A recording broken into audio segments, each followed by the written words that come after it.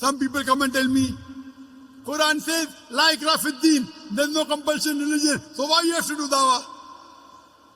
Again, they're quoting out of context. What they're quoting is a verse of the Quran of Surah Baqarah, chapter number 2, verse number 256, which does say, La ikrah fid din, there's no compulsion in religion, but they put a full stop where there's no full stop. The verse continues, there is no compulsion in religion, truth stands out clear from error. And whoever has rejected the evil one has held the hand of Allah subhanahu wa ta'ala, which is the strongest and the best. That means there is no compulsion in religion, but truth stands out clear from error. You have to reject the evil and come to the truth of Allah.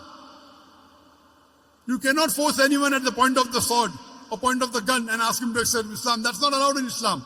But you have to convey the message. Convey the message. If they don't accept, then you can say La ikrah fid din. That doesn't mean they don't convey and say La ikrah fid din. There are some Muslims who come and tell me, Brother Zakir, we first want to make the Muslims more practicing Muslims. We want to make Musalman Pakka Musalman. We want to make Muslim more practicing Muslim. After that we will talk to the non-Muslim. That time will never come.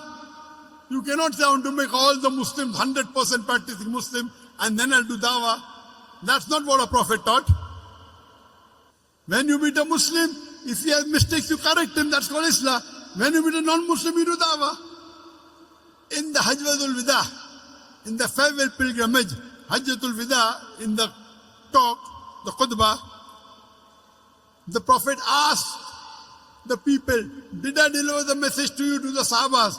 There were 124,000 Sahabas. And all of them said, yes, Beshak, you have delivered the message.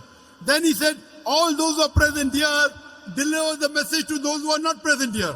And more than 80% of the Sahabas, they are buried outside Arabia. Doing what? Making Musalman Pakka Musalman.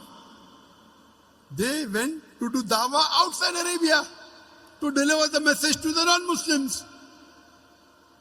It's the duty of every Muslim that he conveys the message to the non-Muslim. When he meets the Muslim and he finds some mistake, okay, do Islah. Correct him. But when you meet a non-Muslim, you do dawah.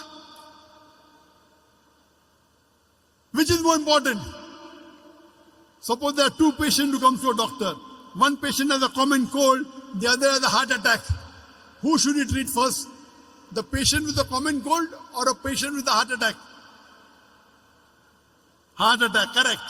Similarly, when there are two people, one is a Muslim and one is a non-Muslim, the Muslim will go to Jannah, even if he's not fully practicing. But the non-Muslim will go to Jannah. First you have to cater to the non-Muslim. Therefore, in the question and answer session, we first give opportunity for the non-Muslim to ask questions. First treat the patient with heart attack. The person with common cold will not die. But if you don't treat the patient with heart attack, he'll die. So first, if you have to do both dawah and islah, speak to the Muslim and non-Muslim both. But if your time is limited, first you speak to the non-Muslim. When we go to non-Muslim and when we talk to them, they see you Muslims are following Islam. Therefore we cannot talk to non-Muslim. I said, this is nonsense. I don't agree with them. Do you know today, the Christian missionaries, there are hundreds of thousands of Christian Muslims throughout the world. They are knocking at the doors of the Muslim. And do you know, most of them, they drink alcohol. Do you drink alcohol? They drink alcohol. Who's better, you or they? We are better. Many of them do adultery. Do you do adultery? No. Who's better, you or them? We are better. With all the drawbacks, drinking alcohol, doing adultery, doing flirting, yet they are converting thousands of people to Christianity. Why are you afraid?